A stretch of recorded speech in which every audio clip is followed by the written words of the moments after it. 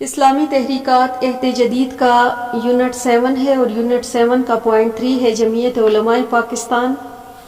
تو سب سے پہلے تو ہم اس کا پس منظر بیان کرتے ہیں کہ پاکستان کے اہم سیاسی دینی جماعتوں میں سے ایک جمعیت علماء پاکستان بھی ہے۔ اس کا قیام اگرچہ 1947 میں عمل میں آیا، لیکن اس کے اکابرین اور قائدین قیام پاکستان سے پہلے بھی اس خطے میں سرگرم عمل رہے اور دو قومی نظریے کے مؤثر اور پرجوش مبلغ تھے۔ جنگ آزادی میں حضرت علامہ فضل حق خیرآبادی اور احمد شاہ مدراسی اور جنرل بخت خان نے باطل قوتوں کا مقابلہ کیا اور اس طرح کی کوششوں سے قیام پاکستان تک اجتماع اہل سنت کے ماتحت جاری رہی اور امام احمد رضا بریلوی اور ان کے رفقا اور خلفاء نے اسے سنی کانفرنس کے نام سے آگے بڑھایا۔ علامہ اقبال اور قائد اعظم نے مسلمانوں کے جداگانہ وجود امتیازی تشخص کے لیے استقلاء وطن اور حق خود ارادیت کے نام سے تحریک کا آغاز کیا تو علماء اہل سنت نے اس کا بھرپور ساتھ دیا۔ اجمیر، مراد آباد، لکھنؤ، بریلی اور بالآخر 26-27 اپریل 1946 کو بنارس میں سنی کانفرنس منعقد کر کے تحریک پاکستان کی بھرپور حمایت کی گئی۔ بنارس سنی کانفرنس کے بعد پاکستان کی تائید میں کراچی میں سنی کانفرنس منعقد کی۔ اس طرح سے برصغیر میں سنت الجماعت نے قیام پاکستان کے لیے عزم کا اظہار کر دیا۔ قیام پاکستان کے بعد سنی کانفرنس کو جمعیت علماء پاکستان میں بدل دیا گیا اور 1948 میں ایک عظیم الشان کنونشن میں جماعت قیام عمل میں لائی گئی، جس کے مولانا ابو الحسنات سید محمد احمد قادری بانی صدر اور علامہ سید احمد سعید کاظمی ناظم اعلیٰ منتخب ہوئے۔ پھر اس کے بعد ہم بات کرتے ہیں اس کے سیاسی جدوجہد کی۔ تو جمعیت علماء پاکستان نے قیام پاکستان کے بعد نفاذ نظام مصطفیٰ کے لیے اپنی جدوجہد جاری رکھی۔ جہاد کشمیر 1947، قرارداد مقاصد 1953 کی تحفظ، ختم نبوت اور دستور پاکستان کے لیے اس نے عظیم الشان کام کیا۔ 1970 میں جب اشتراکیت اور سوشلزم کے وبا پاکستان میں پھیلنے لگیں تو اس کو بے نقاب کرنے اور ان کے اثرات کو زائل کرنے کے لیے جمعیت علماء پاکستان نے اپنے فکر اور دائرے کو وسیع پیمانے پر منظم کیا۔ خواجہ محمد قمر الدین سیالوی صدر منتخب کیے گئے اور علامہ شاہ احمد نورانی نائب صدر منتخب ہوئے۔ سید محمود احمد رضوی کو ناظم اعلیٰ منتخب کیا گیا۔ اسی سال عمومی انتخابات میں جمعیت علماء پاکستان نے حصہ لیا اور 8 سیٹیں حاصل کیں۔ 1974 میں تحریک ختم نبوت میں جمعیت کے قائدین نے بے مثال قربانیاں دیں۔ قومی اسمبلی میں ایک قرارداد منظور ہوئی جس میں عقیدہ ختم نبوت کو مسلمانوں کی تاریخ میں جزء لازم قرار دیا گیا۔ 1977 میں جب تحریک نظام مصطفیٰ چلی تو قومی اتحاد میں جمعیت علماء پاکستان کا کردار مثالی تھا۔ امکان غالب یہ تھا کہ تحریک کامیاب ہو جاتی، جبکہ فوجی حکومت نے اقتدار ختم کر کے عنان اقتدار خود سنبھال لیا۔ جمہوریت کی بحالی کی تحریک میں جمعیت علماء پاکستان نے اہم کردار ادا کیا۔ 1985 کے بعد اس جماعت میں پھوٹ پڑ گئی اور کچھ ذاتی اختلافات اور رنجشوں کی بنا پر یہ 2 گروہوں میں تقسیم ہو گئی اور اب اس میں مزید کئی گروہ بن چکے ہیں۔ زیادہ معروف بڑے جمعیت علماء پاکستان نورانی گروپ اور جمعیت علماء پاکستان نیازی گروپ اور جبکہ اس کے علاوہ حنیف طیب گروپ بھی شامل ہیں۔ اس گروہی تقسیم کے بعد اس کی سیاسی وقت کمزور ہو گئی اور اب یہ مسلکی گروہ کی نمائندہ جماعت بن چکی ہے۔ جماعت کا منشور اور اس کے بنیادی نکات اور جمعیت کے مقاصد درج ذیل ہیں۔ اس کے بعد ہم بات کرتے ہیں منشور کے بنیادی نکات کون کون سے ہیں۔ نمبر 1 تو ہے کہ اسلامی پارلیمانی فلاحی حکومت کا متناسب نمائندوں کے اصول کے تحت قیام نظام مصطفیٰ کا ہر شعبہ زندگی میں مکمل نفاذ اور مقام مصطفیٰ کا تحفظ۔ نمبر 2 پہ ہے ملک کے ہر شہری کے بنیادی حقوق کا تحفظ اور عدالتی ضمانت۔ نمبر 3 پہ ہے ہر شہری کی بنیادی ضرورتوں غذا، لباس، مکان، تعلیم اور صحت کی مکمل ضمانت۔ 4 پہ ہے تمام غیر اسلامی اور غیر جمہوری قوانین کا خاتمہ۔ 5 پہ ہے بے روزگار کا انسداد، افرادی قوت کا مناسب تنظیم، منافع میں مزدوروں کی شرکت۔ 6 پہ ہے تنخواہوں میں فرق کو کم سے کم کرنا، کم تنخواہ پانے والوں کے لیے مناسب انتظام کرنا۔ 7 پہ ہے عام لوگوں کی قوت خرید اور اشیاء ضرورت کی قیمت فروخت میں توازن پیدا کرنے کے لیے ایک مستقل جائزہ کمیٹی کا قیام۔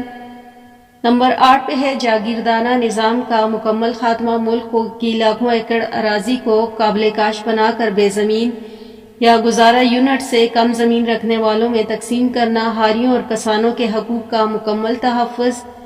9 पे ہے دیہی علاقوں کے بے گھر افراد کو کم از کم 7 مرلے پلاٹ کی فراہمی اور مکان کی تعمیر کے لیے قرض حسنہ جاری کرنا، کچی آبادیوں کا مالکانہ حقوق دینا۔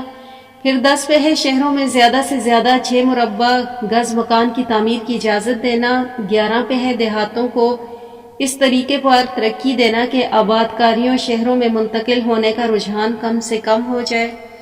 12 پہ ہے مزدوروں کو انجمن سازی اور سودکاری کا غیر مشروط حق، ان کی بنیادی حقوق کا تحفظ۔ 13 پہ ہے پریس اینڈ پبلیکیشن سے متعلق تمام جمہوری قوانین کا خاتمہ۔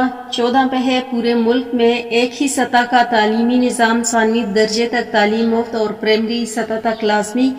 15 پہ ہے ہر نوجوان کے لیے لازمی اور فوجی تربیت، فوج میں صوبائی کوٹے کا قیام۔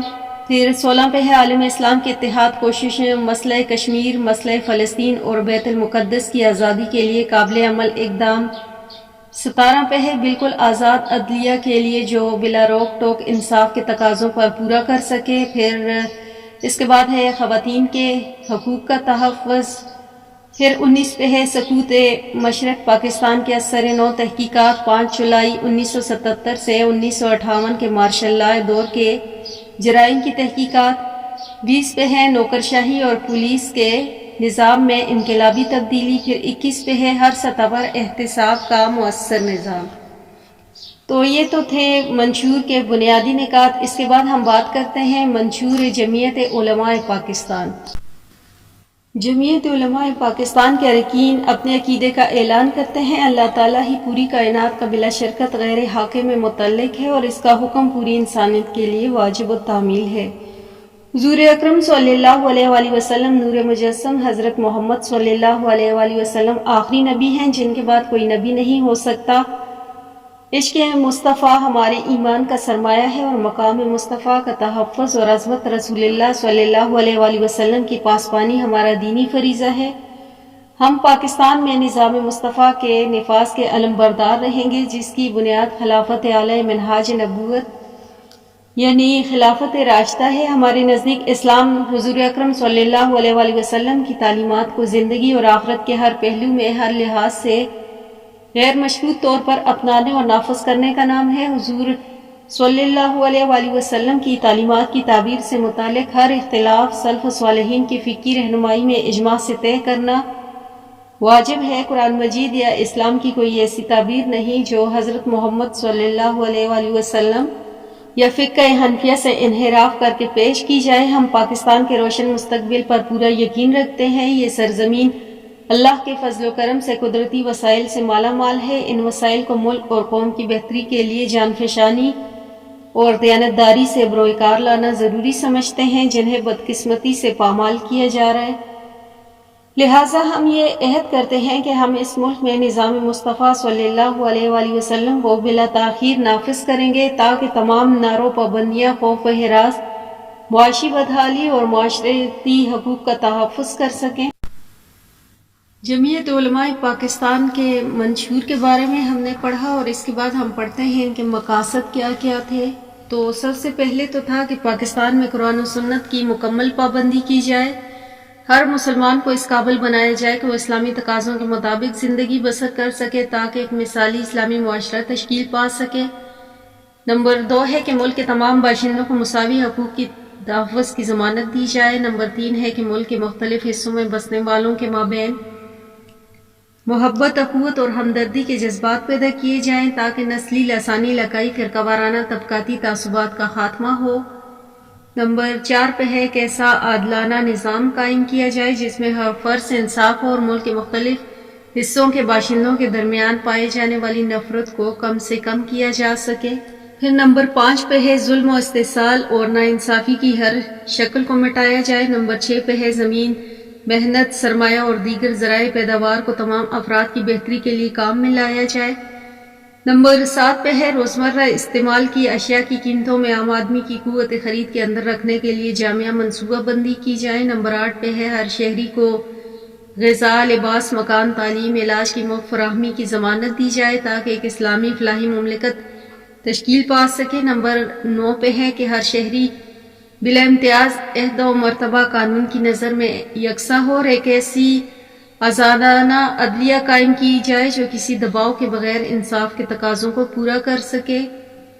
نمبر 10 پہ ہے کہ خواتین کو شریعت کے مطابق ان کے معاشی، سیاسی اور معاشرتی حقوق دیے جائیں تاکہ وہ معاشرے کی تعمیر میں مردوں کے ساتھ مؤثر کردار ادا کر سکیں۔ نمبر 11 پہ ہے ہماری یہ انتہائی کوشش ہوگی کہ ملک کے تمام عہدوں پر وہی افراد فائز کیے جا سکیں جو بددیانتی سے پاک ہوں اور خود اپنی عملی زندگی سے ایمانداری، کفایت جاری اور عمدہ اخلاق اور سادہ بود باش کے قابل تقلید کا عمدہ نمونہ ہوں۔ اور نمبر 12 پہ ہے کہ ایسی آزادانہ خارجہ پالیسی اختیار کی جائے جو امنگوں کے مطابق ملکی مفاد اور ملک کو امن و سلامتی اور حقوق انسانی کے ضامن ہو، اور مسلم ممالک کے ساتھ نہایت قریبی دوستانہ برادرانہ تعلقات کو فروغ دینے اور عالم اسلام کے اتحاد کو مضبوط تر بنانے اور ایسے مؤثر اقدامات کیے جائیں تاکہ ایسا اسلامی ملک تشکیل پا سکے جس کی ایک مشترکہ پارلیمنٹ ہو جو امت مسلمہ کے اجتماعی مفادات بالخصوص معاشی، سیاسی اور دفاعی معاملات سے متعلق ایک قابل عمل مشترکہ پالیسی مؤثر اور باوقار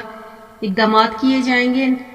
پھر دنیا کی بڑی طاقتوں امریکہ، روس کی کشمکش سے پاکستان کو الگ تھلگ رکھا جائے گا اور ہر قسم کی سامراجیت اور استعماری نظام کے خاتمے کے لیے انتہائی کوشش کی جائے گی۔